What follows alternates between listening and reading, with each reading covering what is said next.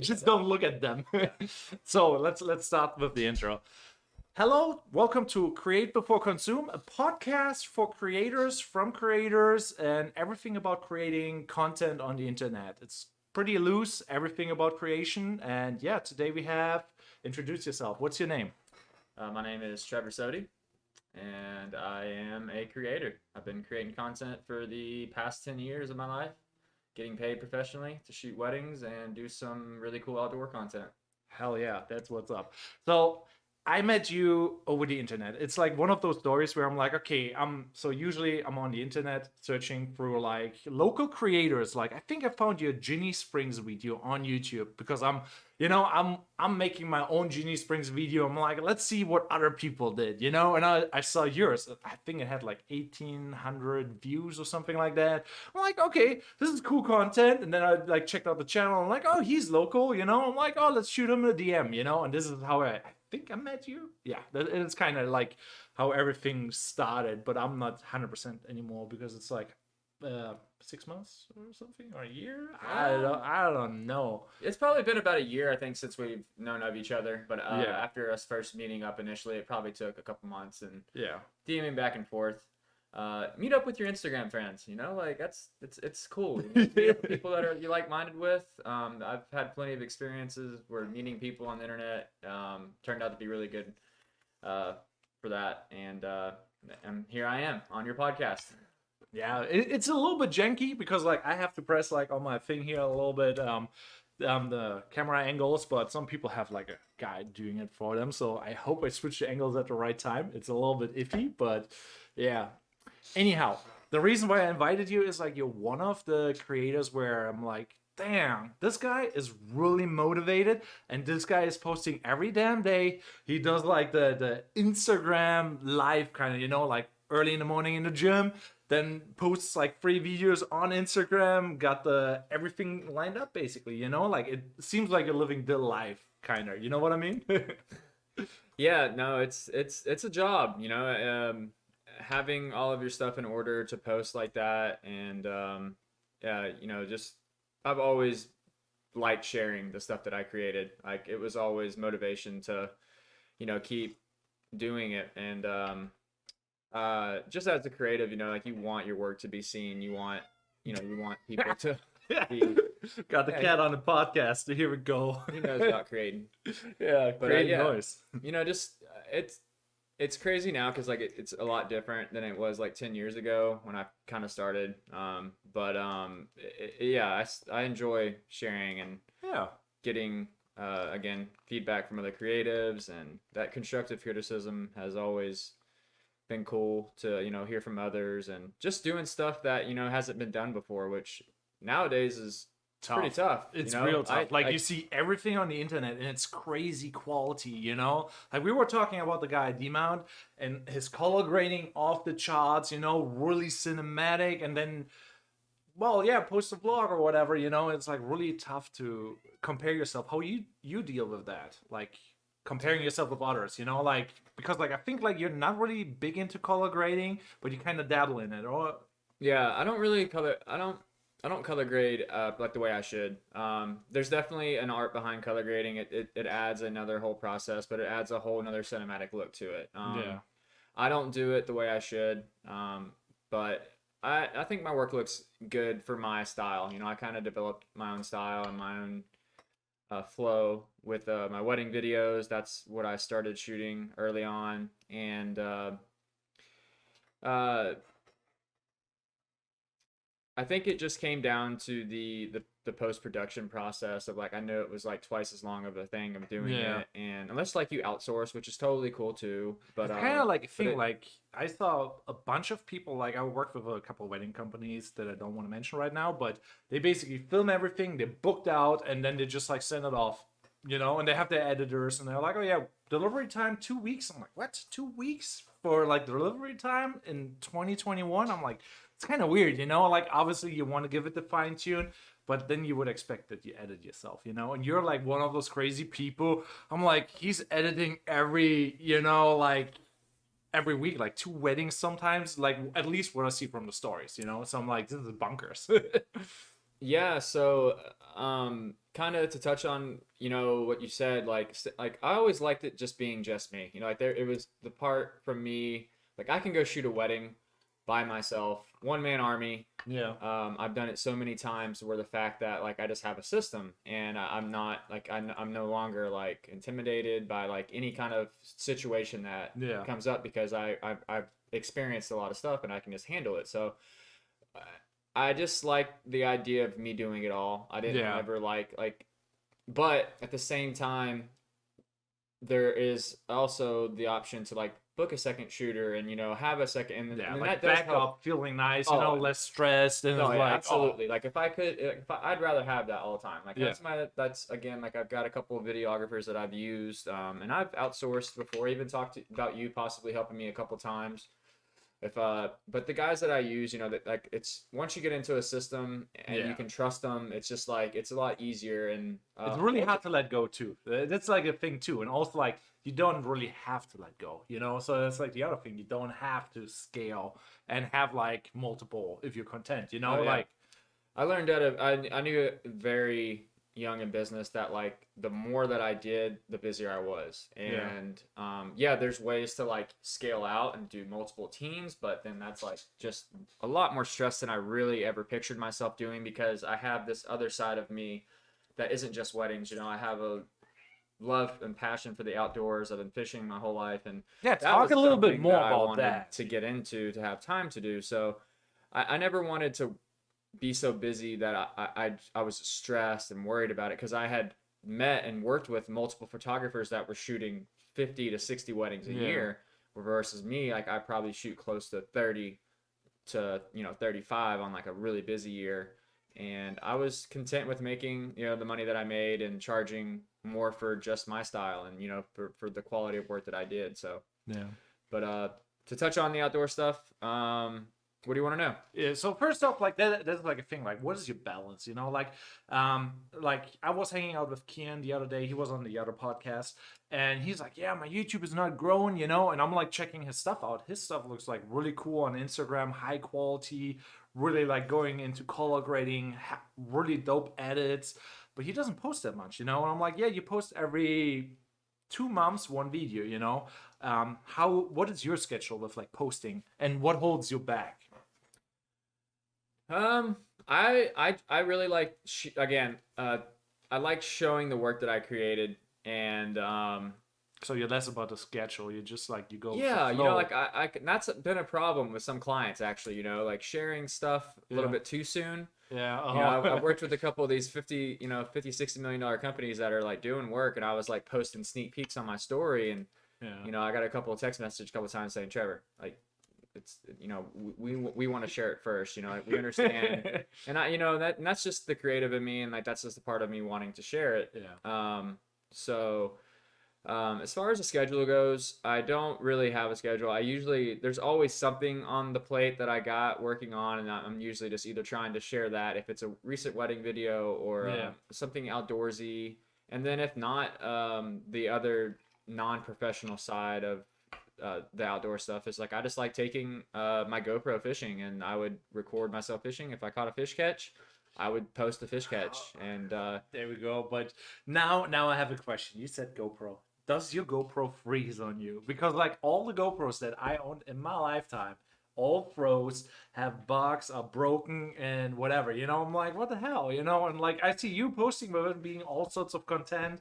Have you any issues, or just happy? I have been that guy that has upgraded the GoPro every time it's came out. I've had every Fair. model of every GoPro. I mean, like I've bought it either within the year or a year and a half of it coming out, and I've always stayed up to technology. Obviously, it's a small camera and it can only do so much. Like even though it's capable of shooting all of these fancy resolutions and stuff Nobody like needs that nowadays. But unless you're really into the editing, which now a lot of people are, like you don't really have to shoot at the highest quality for the most extended amount of time.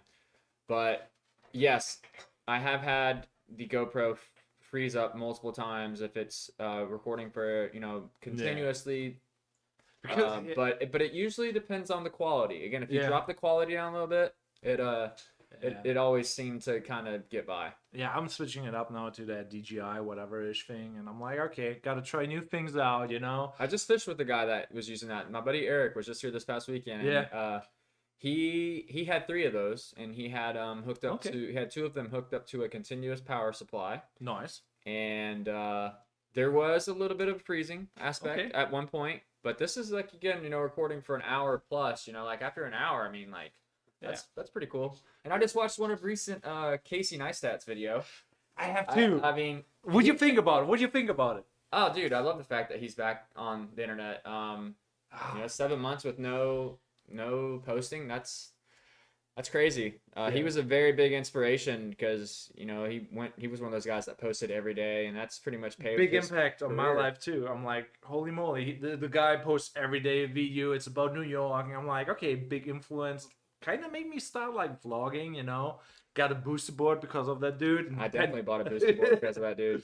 Yeah. Boosted definitely got some of my money because of Casey Neistat. Yeah. And it was cool that the reason that he started filming, I thought, was because like he had already had a history of making films and creating YouTube videos that did really good, but then there was another pause in his career where he was like, I guess like from what I understand or what I thought it was, I think is that he started vlogging because like he wanted to create things that he wanted to like make him pick up his camera again. He didn't want to do it just to make a movie. Like he wanted to do it because like he wanted to find out that he loved it. He was wanting to do it every day. I think is what the reason of starting his vlog was, because he kind of like fell out of love with it, I guess, or something like that. Yeah, sorry for the drama of the cat. The cat wants to go out. Dude, I'm cats just are- like feeling bad. Cats are cool, man. You wanna let him out? Huh? Yeah. Yeah, I mean, maybe. Come on, Chuck, let's go out. Anyhow. I can't hear him in the microphone, so maybe he's not getting picked up, but probably in post you'll hear it. Yeah, there we go. This is like what happened on the first podcast too. I'm like in the middle of the podcast, and then on the end of the podcast, Jonathan was sitting there, and outside was a cat fight. I'm like, okay, this is how it goes down. Cats are cool. I don't mind cats. Yeah, it's also nice not having pets. Like you have that lifestyle. I think like where you're like always on the run. And you don't have to worry when you come home what you're gonna do. You don't have to please anybody or be there for something, and that's a big bonus, kind of. You know what I mean? Yeah, no, I definitely I want a dog. I really do, but I know the responsibilities of having a dog and a cat too are super cool. But yeah, I mean, it's with Cats my are lifestyle. easier. Dogs, like 3 times a day, at least go for a walk. I have been on like a client shoot where the dog was locked up the whole time, and then there was the moment where we had to shoot the whole event. Like basically she getting ready, getting makeup done. The dog was still in the cage. She just got back from home. You saw the dog like crying there miserably, and we're there with the camera. The dog is barking. Then he shit himself, and she did not let it out. I'm like, what the hell is going on with you? I felt so bad for the dog. I'm like, just go out with the dog, But yeah, terrible thing, Anyhow. Yeah, dogs are a lot of responsibility, man. Yeah, Pets are a lot of responsibility. So with depending on what kind of creator you are, if you travel a lot like I do, it doesn't line up in my lifestyle. I mean, I don't want to be that guy that has to rely on other people to go let my dog out or. What is your goal actually, like in regards to creating? So like everybody has their own reasons why to do video or like telling stories, creating content. Obviously you enjoy fishing. I assume that's probably the big master plan. They're just like enjoying living from it, or what is your plan? Yeah, I mean, when I first started, I never would have thought that I would be doing the work that I've done for these companies. And it's all crazy because like I just went to an outdoor convention and I asked for it, and like out of like asking for probably 50 to 60 different companies, 5 or 6, reached back out to me, or right then and there, when I showed them my work, they were like, "Yeah, dude, let's do some stuff. Let's see what you can do. We'll send you some lures and see what you can do." And through that, filtering out the ones, like now I got basically like 3 that I'm on retainer with, and they're giving me consistent work throughout the year. But at any time though, like like I do to say like not to think that I'm not worried about someone else coming into the picture that can do something that I can't do or can offer, because there's some really talented young kids out there that are just doing stuff that I'm not capable of, with like After Effects and just like really cool like different effects that are edgy and they're different, But at the same time, it's like maybe these company, it might be too much. You know, it might Yeah. be too edgy or too kind of. Also, flashy. here's like the Casey Neistat, just outwork them. Yeah, like no. supposed, you know? I think, and there's plenty of room on the table for other people to work. Yeah, I don't think it's the internet. Like, there's so many people. It's bonkers. there's you know? so much work out there, man. Like you can do videos for anything now, and Yeah. I don't really like worry about it because if you develop a good relationship with the company, which is what I've done, you just everything's going to be a lot better than just guessing, and that's what it took. It took about 2 to 3 years of consistently doing stuff for them, and then like I said, now I don't really have to worry about any things about getting scammed on getting paid, or if I send them some stuff, and they don't like it, re-edit it, and you're like in a world of hurt, and I'm definitely open to doing a revision. I always say, like, hey, like I'll send it to they have a team of people, they I gotta approve it. Yeah, and they it goes look at through it and stuff. everything, and So I don't really get too offended by giving them, a first draft because it's something that like you have to be able to willing to do. You have to. yeah, I'm not sure. That was yours, huh? Yeah, definitely. Dang, I'm just like crack one open.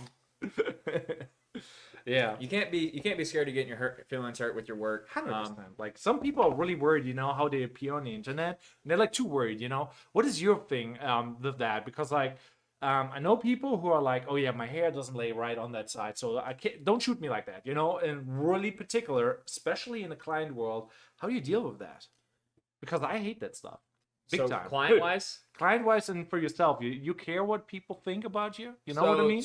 Well, when you're dealing with companies, they're really like, I call them logo hoes. They're really like heavy on their logo, like or like like they're brand drop it somewhere here.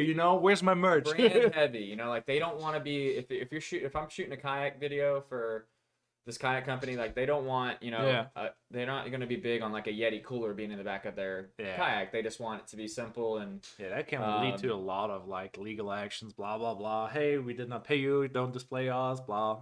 Yeah, and it's kind of like it goes hand in hand too, because like when you see it, it's like in life you're like, oh, that's the normal. Image. That's the image. Like you want to see all this different rods and coolers. Yeah, and relatable. But when you're doing work for companies, like they're pretty much plain and Jane, but it's always logo heavy. It's always like, make sure their logo's in the frame, make sure the branding is there, because that's what they're selling is their brand.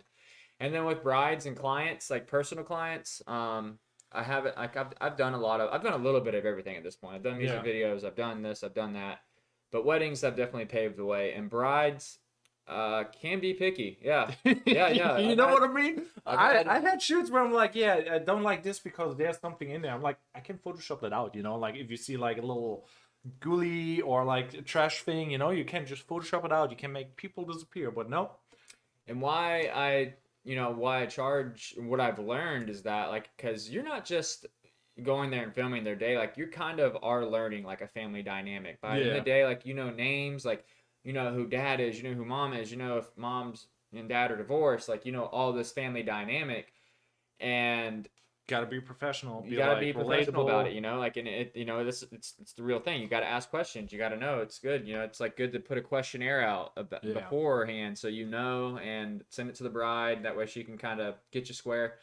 So, and then there's also people. I've come to find out people invite their weddings that they really don't care about. Like I've literally put people that were like guests in the shot, like they were like partying, having a good time. They were like probably some of the liveliest people at the wedding. And the bride's like, we don't really like that cousin. Can we like take that cousin out of the Make video? him disappear? And can we replace it with this cousin? I'm like, yikes, that's fucked up. But yeah, sure. It is what it is. It's their video. I'm like, and that's the end of the day. It's like I just want to. I'll give them that one revision, consultation, which is what I got to do, one of those tonight. Yeah. And just that one little send off, and just wrap it up and whatever you want, sweetheart. Just make them happy. Yeah, because at this point I've already been paid, which is, definitely get paid first before you start doing all these edits.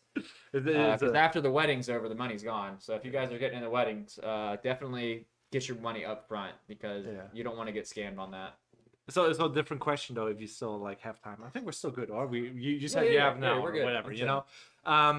So I talked to Kian, and he signed up with one of those companies where you can basically be in a club and they advertise for yourself. You know, it's like yeah, basically you pay monthly $400 or whatever, and then they promote you, kind of sorta. You know, and he signed up while COVID. I'm like, what?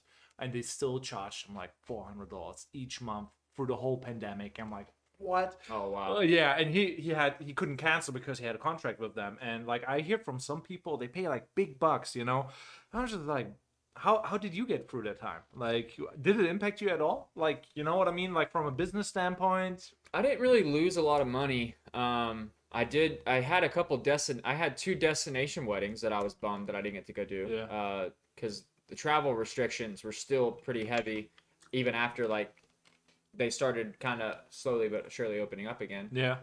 But I lost the Bahamas wedding and I lost the Jamaica wedding, which was a bummer Bahamas. because it was like cool, Did you went but to Hawaii the last time? I think you went to Hawaii. I did go to Hawaii this year too. Yeah. I Yeah. totally How went do to you like Hawaii. it? Because like that's what made me move to Florida. It was my second time going to Kauai to Hell shoot a yeah. wedding. Both times I went for a wedding. Damn. This time was for this last time that you're speaking about was really interesting. Why? What happened? Oh man, this is funny. So I accidentally brought a pistol to the airport. Oh, lovely. Why Yeah. not? Yeah, Just like- traveling, going in a rush. yeah. I The airport likes that. I was on the way to go to Orlando, and I was gonna stay there the night before because my flight was there.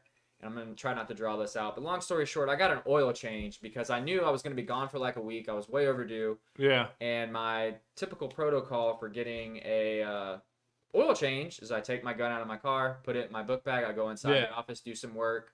And my book bag pretty much stays ready to go. Like I always have laptop, charger, Yeah. headphones, all that stuff ready to go because I like working. Do you edit on the go? I do. I edit. I love working in like 100%. coffee shops, going to different places, just change up the vibe. Sometimes I edit at home too, Yeah. but I do like going out to different places. So I basically forgot to put the gun back in the console between a 24 to like 27-hour turnaround time of going to Orlando and just stressing packing for the trip. And again, that book bag pretty much stays ready, so I just like grabbed it. Let's go.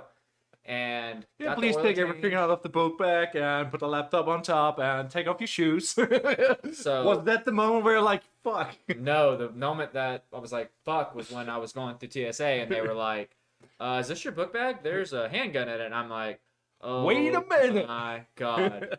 And my heart stopped and I was just like, am I going to make this? My first thing was like, am I going to make this wedding? Because I'm like, fuck, there's no way. Did you 'Cause they were already throw having it in like the all these trash? COVID restrictions with like traveling. You had Yeah. you had to get a COVID test like 24 hours before your flight. Yeah. All this stuff had to be timed. Like there was a lot of stress, and the couple would not have been up on a videographer.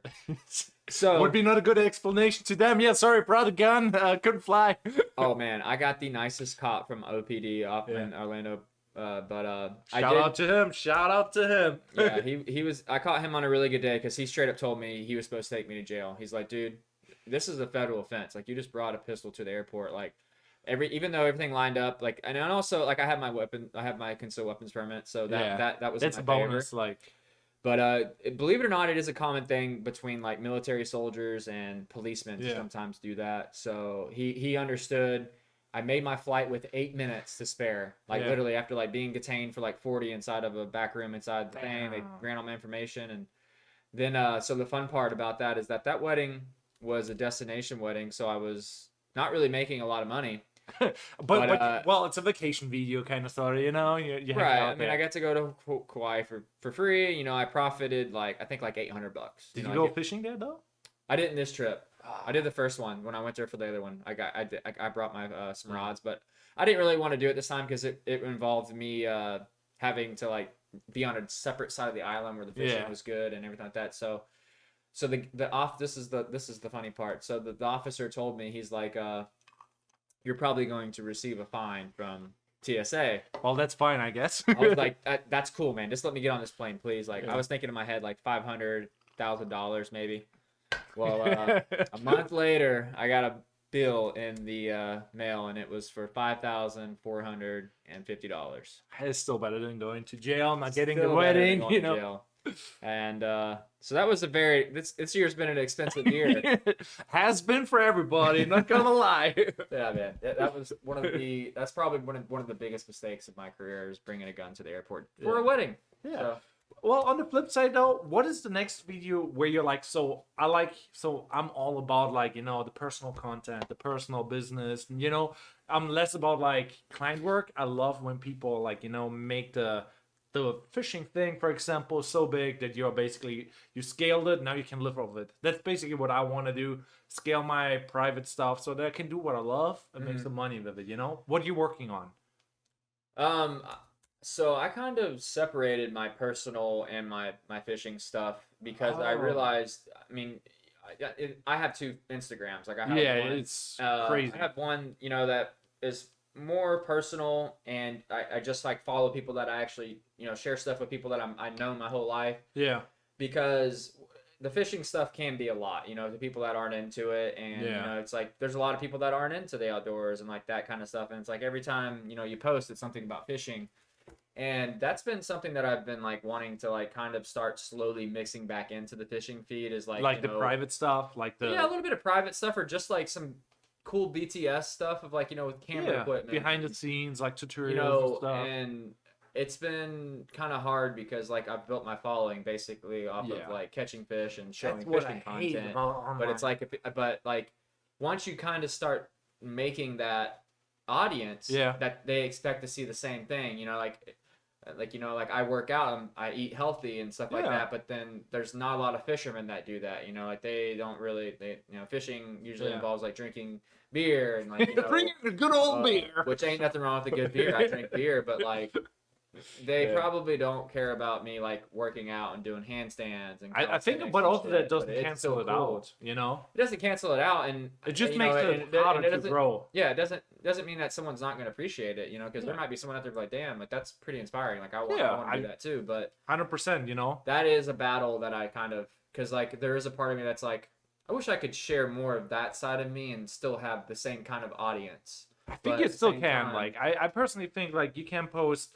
Because that's like you're pretty niche down, like what is very beneficial for growth, like it's clear you're about fishing. But sport and fitness, that's just like one category. It's not like crazy that you do something like really, playing like video games or something, It's still relatable. It's sport, outdoors, you know what I mean? It would work with it. And you could make it like a vlog, like a day in the life of Trevor Soetey, That would be a good one. Yeah. I think that there's so many things that you could do, and Photoshop has been something that I've always really enjoyed doing. I saw you today on the toilet, like scrolling through the feed, and I thought like, oh yeah, I gotta check out what he's like, what he's been up to, and like I'm going through the feed, I'm like basically like scrolling. Oh, Instagram, when you did the shark one with the GoPro, and you photoshopped the shark in there, and I saw the time lapse, and I'm like, oh, that's cool. I'm like, I would have done it a little bit different, but I'm like, dang, that's super cool, like there's that lasso thing where it now automatically does it, and but that is like back in the day, like nowadays everything is so easy. I used to do it like that's one thing that I used to do so much, man. I really want to get back into it, and I sometimes question myself. I'm like, why don't you ever Photoshop stuff anymore? It seems like all the Photoshop stuff I do now is composite imagery with fishing, like getting like I've done getting rewarded because you have niche down, Yeah. And before, it might have been like I might have taken a cool picture traveling to Colorado and then, Photoshopped some cool stuff in the sky, or I did something before that was, and I need to get back into that. That's like something I'm planning on doing next year, is doing more personal, just for me kind of like creation, because Photoshop has gotten a lot easier to use with selection and masking now. Like, I mean, I'm sure you can, I'm sure you've heard of the new Lightroom preset, like the select sky and the select sky subject. replacement. I used it on a photo shoot. I'm like, what? It's just like 2 clicks, and then you just select whatever sky fits best. I had like a shoot where I shot like what was it? The car photo shoot, and it was rainy. It's kind of cool because like it was on the rooftop of the garage. Everything was a little bit watery, so perfect, but the sky looked shit. I'm like, okay, let's make it a little bit more moody. And everything was fake. Nobody knew. No. I've replaced the sky a lot of times in photos, Yeah. and people would never ever know. Before the sky replacement tool, but Yeah. it's cool that they make it easier, but it does kind of hit you because it's like, man, that used to be something You that was just- a little bit hard to do that only I'm I could proud. do, but now everybody can do it. And Yeah. even with rotoscoping, is that used to be a lot more of a difficult process of like masking rotoscoping, but now the rotoscope tool on Yeah. After So Effects is here's so the thing. crazy. What I heard about you. So I was like talking to Jonathan. He's like, yeah, Trevor, man, he's insane with the camera work because he do the pans and everything. Your camera work is really good, and Jonathan is a really good videographer. Like, and I'm like, oh yeah. I'm like, yes, his work is crazy. What you do like in your weddings, everything's like super planned out. You got your camera moves. I'm like, that's where you really kill it. Like there you're like on top. Transitions. Yeah. Yeah, so anyhow, now I kind of lost the train of thought. But yeah, so what is the video you're planning on? You're trying to get more creative, or you don't have anything laid out? You don't have like a contact plan or anything like that? You just like, No, so right now what I'm dealing with is I'm gonna probably continue to book weddings. I definitely raised my prices, inflation. yeah, big time. Like, what do you think your inflation is? Like, would you add it on 20%, 10%? What do you think? I mean, I added on. I'm not sure a percentage. I just added a number. Yeah. To be honest, I went up like an extra $500 per package. And the reason for that, obviously gas is ridiculous. A lot of the weddings that I am shooting revolve travel. So I kind of I realize now that people are paying me because I'm good at what I do, and I have to spend time out of my life to do that, and I have to be compensated. Like, this is all I do. I haven't had a job in 4 years. And the job that I had before that was I was a zipline guide. I was just taking tourist ziplining, and Nothing wrong with that. Nothing serious. I've never had like a corporate 9 to 5 job, and Yeah. it's actually been longer than that. I think it's been about 5 years. But time is flying by with the COVID thing. COVID was like 2 years. Well, I'm like, what? It's definitely nearly been round about 6 3. years. You know what I mean? I feel like I lost a year for nothing. Yeah. That one didn't count. Yeah. But my next goals are just again to book quality clients. I want to maybe figure out the NFT thing, get into NFTs. It's really easy, stuff. dude. I mean, I just bought my first one today. I'm like, really? Yeah, so do that one thing. Go onto your phone, download MetaMask IO. Go on your browser, download MetaMask IO. Put like $100 into it, and then that's step one. Then you have a wallet. Next step, go on OpenSea and just upload whatever you want and mint something. That's basically saying like upload. Then you have your first NFT. It's really easy, but you have to do the step. Yeah. Yeah. So it's really. I understand the concept of it, and like I get it. I just feel like there are a shit ton of artists in this world. Like different than like video and photo artists. Yeah. Like creative art. Like I've never been able to draw. I've never been able to draw, but I can do some cool Photoshop stuff, which definitely, or NFTs can be anything now. I guess like you can. It's more about rights. I heard Gary Vee saying like you can an invoice can be an NFT or a receipt can be an NFT. Your video could be an NFT. That's what I'm thinking. Like you make a YouTube video, and whoever owns the NFT of that thing, basically kind of owns the rights, or is like, I don't know. You could make up anything, and then you can like maybe pay them out for it or whatever, like every year whoever holds the NFT and sends me an email with whatever, and I don't know.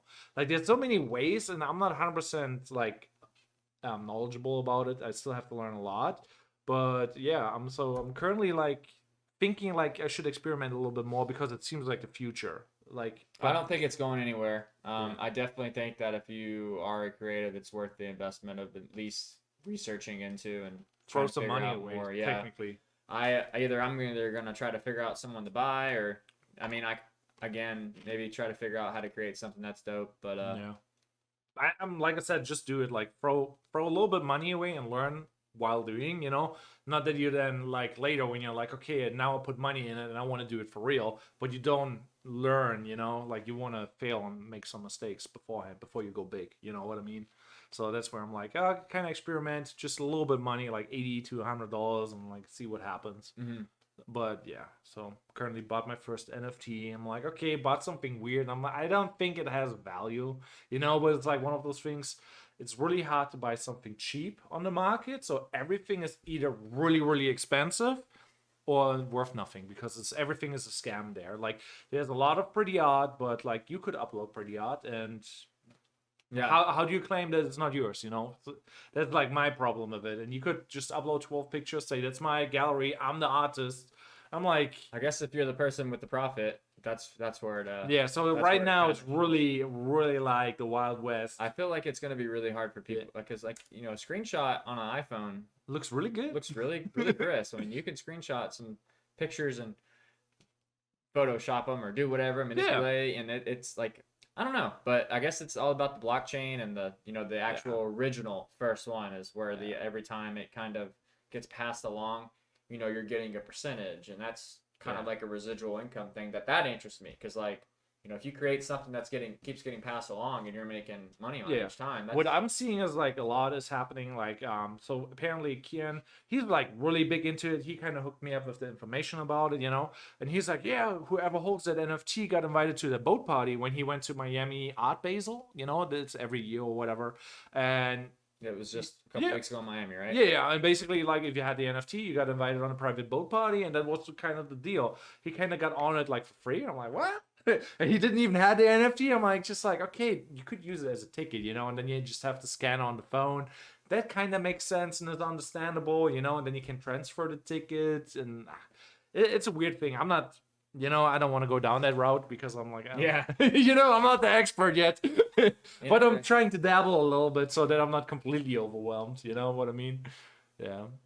But yeah, what else you're interested in? What you currently doing besides like wedding and traveling? Kind of got anything lined up besides like your big Walmart thing? What you did not even mention? You gotta flex a little bit, dude. So I was doing some work for this company in the past, and they actually put my face on a product that they put in Walmart, which is kind of crazy. Yeah. I wish I would have known a little bit more about royalties and stuff like that before I sign away your life. But they paid me for the image, and I was stoked about, and they're one of my companies that I do work for regularly. Yeah. So it's not like the fact that it can't be worded differently now in the future. Like I wasn't like pissed about it. I was actually stoked. I was like, yeah, no, that's good. Like, yeah, it doesn't really matter, you're at Walmart. That's so cool, Yeah. Like, have you ever thought though about like your own products? Like I see a lot of. You mentioned that to me multiple times. You should do your fishing podcast, dude. Yeah, I'm like, it's just time.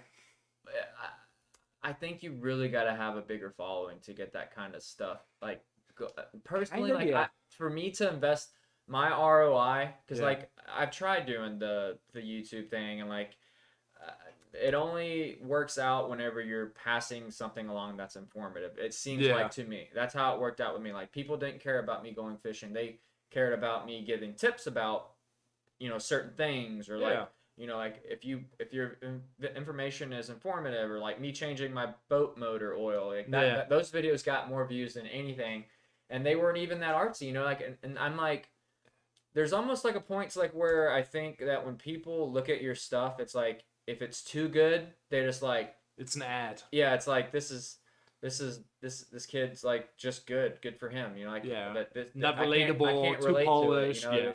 It's like you're too good, but it's not genuine. Yeah. It's like, and I'm like, it is genuine. There's a lot of genuine slaving creativity that I have to 100%. figure out. But a lot of people can't figure out how to do that, and they don't understand.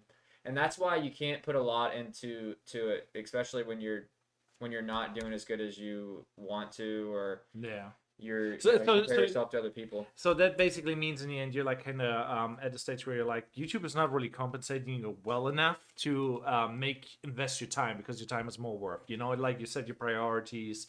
You made me actually think about priorities the other time when you said like it doesn't make sense to make a YouTube tutorial about this. I have to work, I have to do this. Just adds more time to it. But I'm like, I see it like long term. I think like a YouTube channel can make like $100,000 a month, or more. Like I'm just like, but you have to get through it and learn as much as you can, and maybe like get the attention span to 80%, so you just like get the money.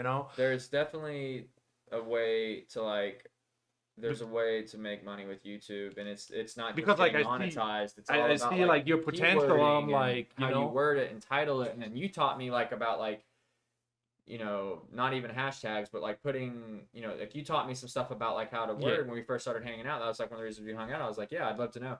The videos that I feel like I will continue to make with YouTube are the ones that like I know I'm getting my first, like if I get my hands on a product, first thing, doing a review on it, I think that's gonna do good. they always do good. Like if you phrase them right, and just like, oh, it's about that thing, and hey, here's bonus information. I'll probably always like do the behind the scenes stuff in my shoots, like that's kind of cool, informative. Even those videos don't do as good, but it's good to like leave that information there as a footprint for somebody else, and the ones that do get it and see it, like they'll appreciate it. Yeah. So you why you don't want to do it though? You know what I mean? Like you have the potential. Like I'm seeing like all the things, like just get like a little like merch thing going. Don't sell a lot, but maybe like one a month or so. Because like in the end, there's not many people doing fishing content. You're like, you love that niche. You say that. Like for me, I'm like, I don't. You don't know that. I know the only person that I knew who likes anything fishing. that you're interested in. There's hundreds of other people that are interested in it too, and the fishing thing. But the authority, YouTube thing is very saturated. Yeah, and then it's something that the outdoors industry is also really, really tough to get in and grow because of like all these activists and things like that are like anti fishing, anti whatever, anti animal rights people, and that's big into things, and YouTube's definitely a part. Pro. They're about it, Yeah. And I'm not saying it's possible, but it's already been done to a point to like where it was like 10 years ago I should have been doing the YouTube stuff, fishing, and there was this group of people that did do it, and now they kind of control the umbrella of like a lot of the fishing stuff, and they have the biggest audiences. You're talking five to six group of kids that all collab together, and they started a multi-million-dollar business, and they're thriving. Like I still think it's not too late. Like this is like one of the weird things. There's always a new wave. Yeah, but that's the thing. Like as long as you can keep up the output, like you're still motivated. You just put out the shit, and that's basically it. Like you make the vlogs, you make the tutorials. You can make even fishing classes. Like man. Take 12 dudes out and be like, hey, I show you how to cast a rod. Like you did with me, but then you have to provide some fish. Yeah, hopefully we catch a fish. Which we caught fish. That day. You caught fish. I'm like, I like the we. But man, I'm not saying that it's not possible. I just I'm 33 years old, and I got to kind of do things I feel like I get the best return on my time. That makes sense. And right now that's putting wedding and put time into my wedding videos, and putting time into these fishing marketing videos that I'm getting paid thousands of dollars for to create. I'm probably like romanticize the YouTube thing and the vision and the dream, Oh, dude. and kind of lost in it, where you're like, okay, a little bit like, here's reality, son, and this is gonna hit you. You know what I mean? No, man. Like I said, if you had that outlook on anything, if you truly enjoy it, I'm like, you gotta be worse, like that's there's nothing wrong with it. It's keep doing, like there's so many YouTubers that I don't even know of that are making money off of YouTube, and it's just finding your niche and then getting your audience to follow you. Keep on doing it.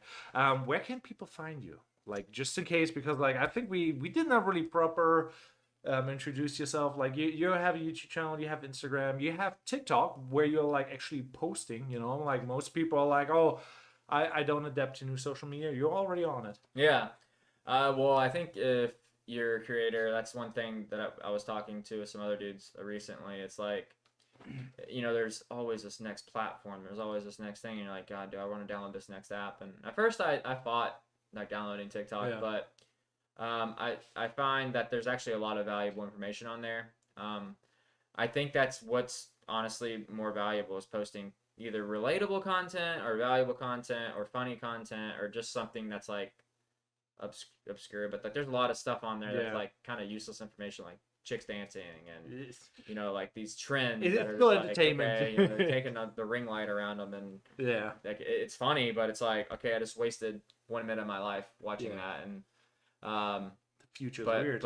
you know, dude, if like TikTok is probably one of the best platforms to try to start doing on and getting paid, because brands are reaching out to people that are Yeah. getting millions of views and just paying them for say keep The engagement is crazy. I'm like, when the first time when I downloaded TikTok, I was like, okay, let's upload it, some little reels, whatever I selected, you know, what I posted on Instagram. Didn't work. But after I actually tried new things, oh, now I'm getting like views, and I'm like, oh, this is crazy, you know. And I got like 1,500, 1,000. it's You know, always like the weirdest thing to yeah, like, and how it's did that just get like, good? yeah, it's like makes no sense, but I guess like, and I don't really take TikTok serious, Mhm. but you kind of do. You're like, you're posting like the edited stuff, and like Yeah, the I engagement like is way better. well, Huh? I think I do it more for I kind of compound the content. I think I create it more for Instagram Reels, Yeah. which obviously TikTok came first, but now like a TikTok and a Reel are kind of the same thing. Yeah. I've heard that if you post it on one or the other, it just one it does better. Dude. I don't know, but I've had some Reels that I posted on Instagram not do good, but I posted them, recycled and put them on TikTok, and then it Game changer, by the way. Game changer. So the other day, Kian posted like, he was here, we talked, you know, and I'm like, hey, dude, you got to post your stuff because we have a challenge till January, 2 uploads on YouTube every week. You know, that's the challenge. I'm like, hey, you can upload it like one of your TikToks to YouTube. Like, can I really? And I'm like, yeah, they perform well because I saw it on another girl that I know. She uploaded stuff and she got like 1,400 views, whatever. You know, it's a big number for YouTube. You know, because YouTube views are different than TikTok views and Instagram views because they get compensated. And like he uploaded like his like a little skit that I posted on Facebook, didn't get any views, 2 views, everything got stuck, you know. Then I'm like texted with him, we commented on the thing, and we're like, hey, this is kind of weird. I showed it to Rachel, I watched it like 10 times, view counter stuck at 2. I'm like, what the hell is going on, you know? Didn't get count. I'm like, he came even on that night to me and we watched it like 3 times here. I'm like, still not, even though we put like 8 comments down below. Then I'm like, went to Twitter and YouTube responded to the comment. I'm like, hey, why is the view counter stuck? Now it's at like 600 views. So I'm just like, what? I'm just like, it's a really good thing. You got to check it out. It's like on Kian's channel. I'm like, upload your TikToks onto YouTube, but don't polish them too much. You know, have them real. You know, and they do really well. Yeah, because those shorts are a big thing now too. Yeah, and they're trying to promote it, so it's like, oh, so you don't have to polish like a YouTube video for like several hours. I'm like, oh, it seems like the batch editing is better now. You know what I mean? It makes a lot more sense. You can make one video, upload it into free. Yeah, well, so to kind of touch on that, the shorts and a vertical post, a square post, and like a 1920 by 1080 YouTube. Yeah. It gets supported though. That's one of the things that like instead of like focusing on so much of like making myself famous, I try to like again give the client more value so that they just pay me more, because that's how I'm making my most of my money. So whenever I again my ROI, so when I do a proposal to a company, it's like, look, you're gonna get this video shoot. Out of this video shoot, I can produce XYZ, and out of that XYZ, I will give it to you in vertical, square, YouTube. So that way it's like they're getting a lot, and then you throw in a couple extra, like, hey, I'll throw in 25 edited images, and you can have all the rights to them. Yeah. And like, dude, I mean, like, the companies will pay. It already needs that's a lot. Like, you got to do all that stuff, resize it, and do it. Once you get the one video done with the this, then you send them a revision, send them a draft, you do another revision. I wouldn't do all that. But I don't know. You wouldn't do it for $3,000? I would, maybe, yeah, I guess. That's a lot. I would be like, 2 videos. That's what I did with like my Street Strider. I was like, oh yeah, I make 2 videos. I'm just reviewing it, and that's all. And I'm like, I have no following. Like in comparison to you, I'm like, what the hell? Yeah. Why did they even send me one? And I'm kind of over the following, to be honest, right now. Like I love making dope stuff and getting it seen, but at the end of the day, it's not about following and people seeing my work and all that. It's superficial. Because I'm not, I'm not getting paid for the views. I'm getting paid for the quality of work. Yeah, and 100%. That's where I've kind of transitioned a lot of my attention. So that's why I don't mean to like be like, don't do YouTube. That's not where it's at. But I'm considering myself more of a cinematographer than I am a YouTuber or a Like 100%. Like this is what you do full time. You know what? Like I completely get that, and it's also like there's 1,000 ways to roam. You know, it's like what works for the one person doesn't work for the other person. You know, and it's like here's me trying things out, and I'm like, okay, I have now a show on YouTube on my channel, not even a separate channel. You know, it's like okay, I just upload my podcast on my YouTube channel. It's not even like its own thing right now. So I'm like, it's Yeah. an experiment. You know, if it goes well, it doesn't. I don't care. But it's like, hey, let me hang out Try. with my friends. Yeah. You know. Dude, you have the personality and the you're definitely you're a little bit more of the kind of in front of the camera guy, and I'm kind of like a little bit I like being behind the camera, you know. Like, Yeah. I don't really like I don't do in front of the camera stuff unless I'm Don't have to, doing you know. something. Everything works Yeah. out, you know. In the end, some people, I saw like it's on a Japanese YouTube channel, and it's like just a voiceover, and you see like steady tripod shots. Everything's really beautiful. It's like beautiful cinematography without movement. It's like gimbal. tripod there, and then you see birds flying and a beautiful building composition. Oh my god, you know. And then you hear her voiceover. I'm like, you don't see her body. She's probably a really pretty girl, but you don't know. And I'm like, it's really cool. I'm like, It's what? mesmerizing the way. Yeah, because like it's a really weird style that I never experimented with, and that makes it like so different because everybody's like, hey, camera movement here, A and B, you know, cam and whatever. And it's like super simplistic and it's like really pleasing, you know what I mean? So there's different, you know, like there's telling a story visually is a lot. I'm sorry, let me rephrase that. Like visual storytelling, you know, like creating a story and like doing all this planning for like, you know, like these shots and like that stuff is a lot more work than just run and gun cinematography, you know, like run and gun, like, hey, let's go shoot a wedding video. Cause like I'm just doing a different kind of documentation and then through my brain, you know, just make sense out of it, you know? A relivable video of the day. Yeah. Versus and make like it enjoyable. Storyline, you know, going out and doing a shoot for like Yeti or you know, like a big company, because that you can also pitch. You know, like you can do like pitching a story is going to pay a lot more than just, or you might have a better chance of you know, getting the job if you have like again like a kind of a plan. Yeah. D was actually telling me this the other night. He's like, you want to like sell them this triangle of like, we got the promo, we got the story, and then here's your selling point. And it's like a triangle of sales. I forgot what he called it exactly, but it made sense. And I was like, this guy's crazy, really he's like too good. yeah, because I don't really do that. I usually just say, hey, I can make your product look dope, and you guys can do whatever you want with it. And well, it's like, it almost takes a team. You know, it takes a team of like, you know, some people have managers too, you know, they just arrange deals, and it's all they do. You know, if I would have known a little bit more about that box situation, you know, I might be making 10% of royalties on every time they sell a box, but I didn't know. Make an NFT out of your picture and sell the NFT, and you get 10% off. Like I said, I'm not mad about it. I'm stoked. I'm happy that they use that image. It's cool. Learning experience. Yeah. So. And it's still a big win, you know. Like it's like you can put it on your shelf. You can be like, hey, I was at Walmart displayed in the fishing section. Who does that, you know?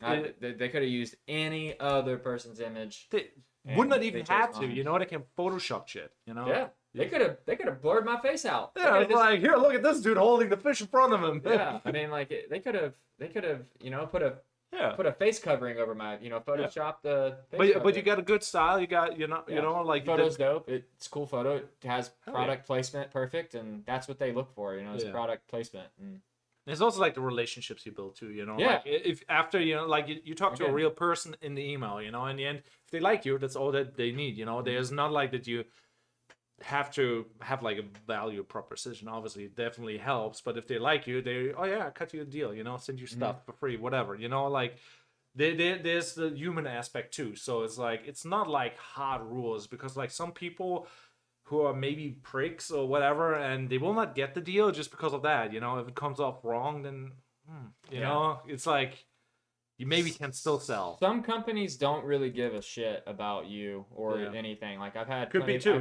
100%. I've done work for a couple other companies. Like I'm not gonna name drop, but one of the rod and reels companies I did work for, like they did not appreciate my work. They did not appreciate the time that I spent. Yeah. And they did not appreciate the efforts that I put in to create these things, and they didn't know anything about it besides they just like wanted it, and like you know, it's like even asking for a little bit more money. it just was like, no, like it was like once you did it for the one price, it was like you stuck in that one bubble, and I Yeah, was yeah, like, kind of stuck I in no the longer price. do work with them. Like I don't even want to. I wouldn't even use their products if the products that they have are so Yeah. nice, but like I no longer promote them in my photos or anything. Like Yeah. I don't tag them, I don't support them anymore. Yeah. I'll use their stuff, but I'm not gonna like Yeah. It give them happens. advertise for Yeah, them. no, I completely understand, but that's like it's humans. Humans are weird, you know. Some Mhm. people are nice, some people are mean, and even mean people can succeed or fail. It doesn't really matter. So in the end, I don't know. Yeah, So like I said, like you're and I'm a nobody in some situations compared to we like all are. We're like, you know, there's like people with millions of this is a subscribers. $50 million company a year. Yeah. Like, they don't give a shit about Trevor Yeah. Soetey, you know, like But they may be watching your vlogs, you know, or your fishing tutorials or your oh fishing yeah, videos, you know. they wish it was definitely like I mean I got the job because I was good, you know, Yeah.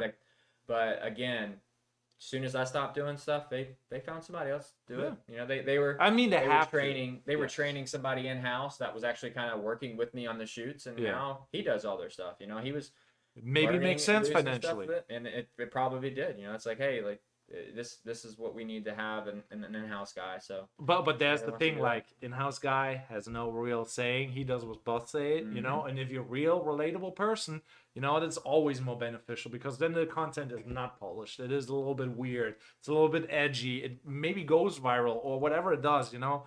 It's better that way sometimes, you know. And if it's a company, I saw like It's a Party. That's a YouTube channel about grilling, and it's two chefs, super good stuff about like food making, and they basically got bought by like a oven company, grill company, whatever, and they do now stuff under their name. I'm like, guys, you could have been so much bigger. I'm like, but now they sold themselves out, you know. I'm like, Yeah, you know, it's like if you hopped off the fence too soon. yeah, so I'm like, and I'm with you.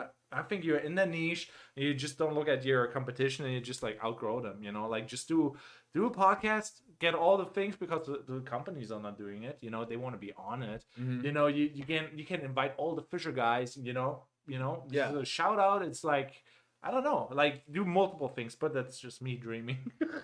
Yeah, man. Give No, me the pep talk. there's a lot more that I could do. I think this year is going to be a good year for a lot of people, a lot of creators, and where we're at and at this time, like video, It's not photo going work, away. it's not going anywhere. Yeah. So if you're getting into it, like you're picking a good time to get into it. Don't be discouraged about Other people doing it. Comparison is like they say, it's like it'll rob you of all joy. You know, Yeah. like you can't compare yourself. Just be appreciative of where you're at and you know the things that you get to do, and you know who knows, it could turn into a full-time thing for you one day, and just do it when you can. You know, you gotta hustle. You gotta Hustle and do bustle. it whenever you get off your job. You gotta. So how are we with the time though? I'm sorry, I'm feeling bad. You know what I mean? It's Still a little 8 bit. now, so Oh, we gotta head out soon. let's see. Yeah. But yeah, like I said, I highly appreciate you. But I want you to see, like, just post some GoPro fishing action in the morning again. Even that was cool, you know, with the snook. Snook? Snook. Snook. I'm terrible with like fishing and names, you know? Yeah. But I'm just like, do more of that stuff, you know? Just don't let it die. You know what I mean? Because like I think like you could be one of those channels. Could be one of those 6 kids, you know? You can be do your own thing or maybe do things with them, you know? Kind of, that's what I'm seeing. Like age doesn't really matter because like that's also like a thing. Old people watching YouTube, and they're like, I can relate to kiddos. It's like everybody has their age group, everybody has their people that they can relate with, and there's millions of people who can relate with you, you know. And that's where I'm like seeing it because like yeah, I'm a weird foreign guy in America, you know, I have the weird voice, maybe entertaining, but man, some people will not like me, you know. So, but I'm hoping that there's people out there, you know? Yeah. Oh. You know, but I have to be continuous growing till I can find them. And if I don't put content out, they can't find me. You know, and Yeah, dude. same. So I'm like, do that. I wanna see. Because again, how your long have you own- been doing it? It's too long to be honest. Like I did 10 years YouTube, but did a guitar cover and it was for guitar reasons. And then like, oh, I learned about copyright. Then I didn't do anything for YouTube for 8 years. And then I'm like, okay, let's do that. I'm moving to America. Got my passport. Started a second YouTube channel. Uploaded their videos, did vlogs and stuff. Did a Casey Neistat thing, you know. And then I'm like, oh, I'm really terrible. And I'm like, you know, I should start a blog and online business because I want to make money with the internet. That was my motivation, kind of, you know. So I'm like, I just want to make a passive income, but that doesn't really exist. You have to put the work in, then you get passive rewards, and yeah. Yeah. But No, it's like 2-3 years, I guess. okay. Yeah. Well, I mean, again, like it definitely takes time, Yeah. and you never know, man. You could be one video away from 1 million views. You never know Could what be. you're Like, that's one of the the things weird that shit. kids say in my head. It's like, dude, you're one post away from just like you never know. It's like Yeah, there's that guy. If you post something on TikTok, he just blew up. Everybody's resharing it. I'm like, what the hell? I think I know what you're talking about. I'm Random Chance with the Legos. It's from Koji, like a connection, whatever. We'll have to circle back around and make Yeah. sure, but Yeah, but I'm like, dude, it can be so easy, you know. And then all the other stuff gets picked up too, because like the people are like, oh, you're doing good work there, you know. It's like, Yeah. you know, I'm just like, there's so many ways of like blowing up, Mhm. and it's just like the only thing you cannot do is like giving up, because then you maybe don't hit it. That's my point of view. I don't know. But yeah, man, cool. Yeah. I really appreciate you having me on. If you guys want to check me out, again, my name's Trevor Soetey. I have Instagram, I have TikTok, the Trevor Soetey on Instagram, and then where else do I have? I think you have a Taz. T-A. Yeah, Why Taz is is- it Taz? So Taz is just it's like my signature for like my art. It's Yeah. just like Wait, something that's I the made up. Z-Com. So I just had a dog named Taz growing up, and he died, and my middle initial is actually Yeah. Arthur, so it's TAZ. Yeah, gotcha. I just thought I liked the way the Z looked in that. Yeah, no, it my looks really cursive, cool. I'm like, so- oh yeah, I'll vibe with that, There's but I really don't understand. Yeah, there's not really a meaning behind it. I It just doesn't have to. yeah, it's just like kind of like Bansky's signature. It's Yeah. like Bansky, but even though Bansky doesn't exist, it's like that's not his name. It's just Yeah. like I mean, in Different the end, it identity. doesn't really matter. Like, my real name is not Fitz-A, you know. It's like Michael Christopher Fitzgerald, whatever, you know. yeah, it fits. But internet, you know, like if you want to steal my identity, it's a little bit harder. Just like one step harder. Yeah, Not till now. But yeah, anyhow, thanks for coming on my podcast. dude, and so thank you. yeah, damn. Thank you. Dude, no problem, man. Yeah. So did we record? Yes, we did record. Looking fresh though. And that was 1 hour and 3